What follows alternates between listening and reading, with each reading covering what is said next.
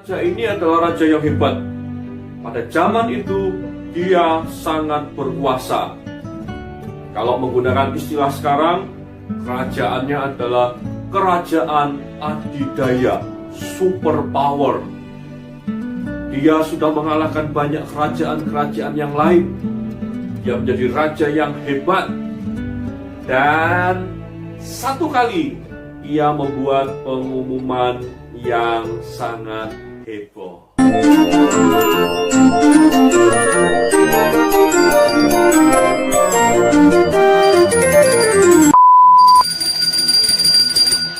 Pengumuman sudah dititahkan oleh Baginda Raja bahwa seluruh bangsa jajahan Babel, seluruh rakyat Babel harus sujud menyembah patung yang didirikan oleh Baginda Raja.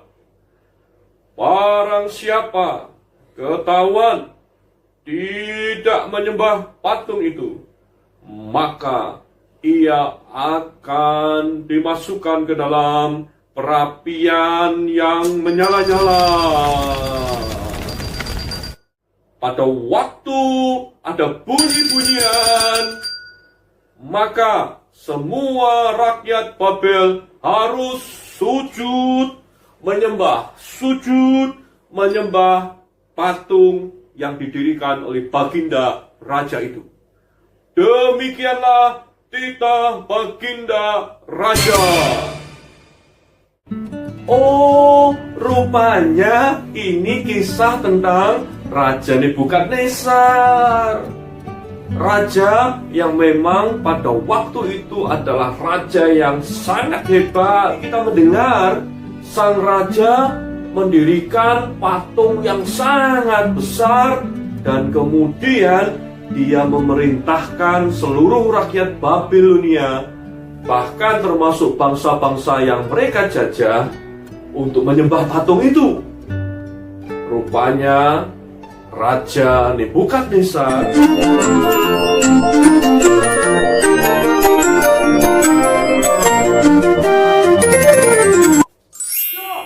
akulah Nebukadnezar, raja yang paling hebat di dunia ini. Seluruh dunia harus tahu kehebatan Nebukadnezar. Aku mendirikan patung yang besar, dan semua orang harus menyembah patung itu untuk menunjukkan bahwa akulah satu-satunya raja yang harus dihormati, raja yang harus disembah. Dan jangan macam-macam ya.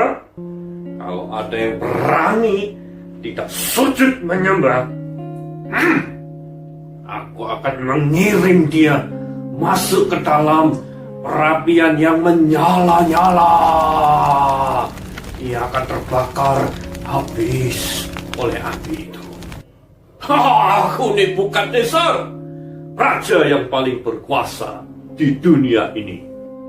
Ketika bunyi-bunyian diperdengarkan dengan nyaring, itu tandanya semua orang harus sujud menyembah patung yang didirikan oleh Nebukadnezar. Tapi lihat, ada 3 orang yang berdiri. Mereka tidak sujud menyembah. Padahal semua orang sudah tahu titah raja, semua orang harus sujud menyembah. Tapi ketika orang itu tetap saja berdiri, mereka menolak untuk menyembah patung itu.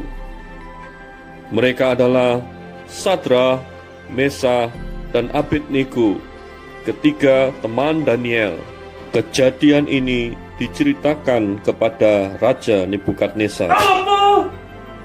Ada yang berani tidak menyembah patung yang aku buat itu? Siapa mereka? Bawa mereka datang kepada aku. Apa maunya mereka? Sadrak, Mesak, dan Abednego. Bukankah aku memberikan kedudukan kepadamu untuk memerintah di bangsa ini? Aku sudah begitu baik. Kalian adalah orang Israel, dan aku angkat kalian menjadi penasehat, menjadi pemimpin di bangsaku ini. Tapi mengapa untuk mengikuti perintahku saja kamu tidak mau? Kalian menolak untuk menyembah patung yang aku dirikan. Sadrah, Mesach dan Abednego, aku kasih kalian kesempatan untuk menyembah patung yang aku buat. Dan setelah itu, kalian akan bebas. Bahkan, kalian boleh kembali menjadi pemimpin di daerah kalian. Tapi, kalau kalian menolak untuk menyembah patung yang aku buat, aku akan mengirim kalian ke dalam dapur api, perapian yang menyala-nyala itu. Mengerti? Allah yang kami sembah pasti sanggup melepaskan kami dari dapur perapian yang Tuanku buat. Namun, sekalipun Allah tidak melepaskan kami tidak akan menyembah patung emas buatan Tuanku Nebukadnezar, karena kami hanya menyembah Allah kami yang hidup. Hanya Dia yang layak kami sembah. Wah, sungguh mengerikan. Sadrah, Mesach dan Abednego terancam nyawa mereka.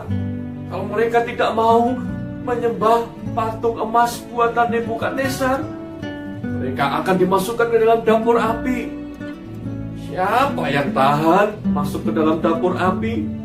Pada waktu itu, di bangsa Babel, mereka punya tempat yang dikhususkan untuk membakar musuh-musuhnya.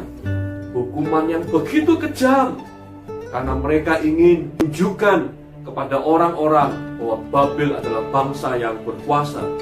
Dan kali ini, Sadrah, Mesach, Abednego terancam. Mereka akan dimasukkan ke dalam dapur api itu. Tapi mereka sudah membuat keputusan. Mereka hanya menyembah Allah, Raja di atas segala raja itu. Bahkan luar biasa, mereka berkata kalau Allah sanggup menyelamatkan mereka, dapur api bukan hal yang sulit bagi Allah. Mereka pasti bisa selamat. Mereka berani berkata, sekalipun Allah tidak melepaskan mereka, mereka tidak akan menyembah patung emas buatan Nebukadnezar. Artinya mereka tetap hanya memiliki satu raja di dalam hidup mereka, yaitu Allah sendiri. Lalu mereka tidak hanya sekedar percaya kepada Allah, tetapi mereka mempercayakan diri mereka kepada Allah Raja mereka. Mereka percaya bahwa Allah tahu yang terbaik untuk hidup mereka. Namun sekali lagi, ancaman ini tidak ringan. Sungguh keras kepala kalian ini. Mengapa kalian menolak permintaanku? Baiklah, kalau itu mau kalian, baiklah. Pengawal, bawa mereka, ikat mereka, masukkan mereka ke dalam perapian, panaskan dapur api itu, lebih panas lagi, 7 kali lipat, lebih panas, supaya mereka hangus terbakar. Segera! Nebukadnezar katakan, dapur api itu harus dipanaskan 7 kali lipat, 7 kali lebih panas dari biasa.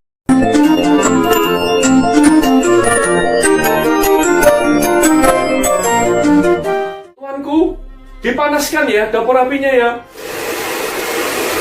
Berapa kali dipanaskan?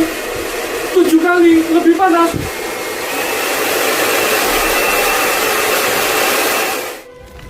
Lalu diikatlah ketiga orang itu, dan dilemparkanlah mereka ke dalam perapian yang menyala-nyala. Terkejutlah Nebukadnezar. Bukankah 3 orang yang kita lemparkan ke dalam api? Tetapi sekarang ada 4 orang yang berjalan-jalan bebas di tengah api itu. Mereka tidak terluka. Dan yang keempat itu seperti anak dewa.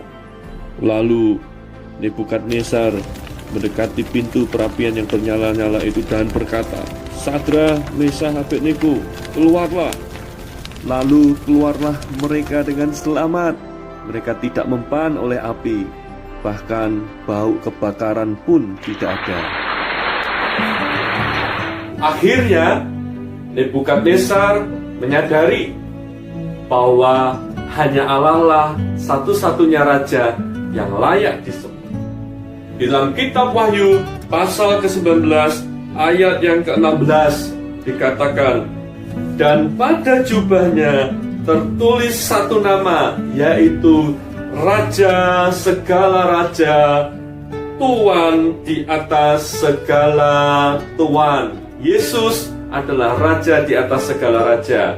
Yesus adalah Tuan di atas segala tuan. Tidak ada satupun penguasa, raja di dunia ini yang sanggup mengalahkan Yesus. Yesus satu-satunya Raja di atas segala raja. Dan Yesus mau menjadi raja atas kehidupanmu. Yesus mau menjadi raja atas kehidupan orang tuamu. Wow, betapa amannya hidup ini. Betapa bersyukurnya hidup ini. Mengetahui bahwa yang memimpin kehidupan kita adalah Yesus. Kita tidak perlu takut di dalam kehidupan ini. Tetapi ini juga menyadarkan kita bahwa yang memiliki kehidupan kita, bahwa penguasa dalam hidup kita adalah Yesus sendiri. Oleh sebab itu, kita perlu hidup memuliakan Dia, mengagungkan Dia. Hanya Dia yang layak disembah, Raja di atas segala raja. Namanya Yesus. Raja yang kuat, yang mencintai hukum, Engkaulah yang menegakkan kebenaran. Raja kita, Yesus, adalah Raja yang mencintai hukum, mencintai kebenaran. Ia akan menegakkan kebenaran. Artinya, Yesus juga ingin kita hidup di dalam kebenaran yang Dia sudah tetapkan di dalam hidup kita melalui firman-Nya. Kalau kita ingin menjadikan Dia sebagai Raja kita, maka kita harus mau memberikan hidup kita, hidup melakukan kebenaran-kebenaran, hukum-hukumnya yang tertulis di dalam firman Tuhan ini.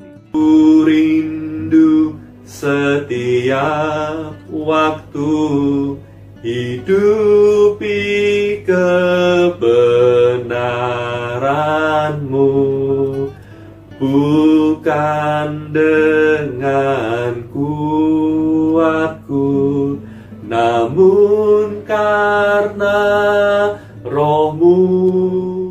Yesus, Kau yang ku pegang teguh. Itu seperti Sadrak, Mesakh, dan Abednego. Mereka memiliki keyakinan yang teguh di dalam Raja mereka. Kita juga memiliki keyakinan yang teguh kepada Yesus Raja kita. Engkaulah Tuhan, Engkaulah Raja,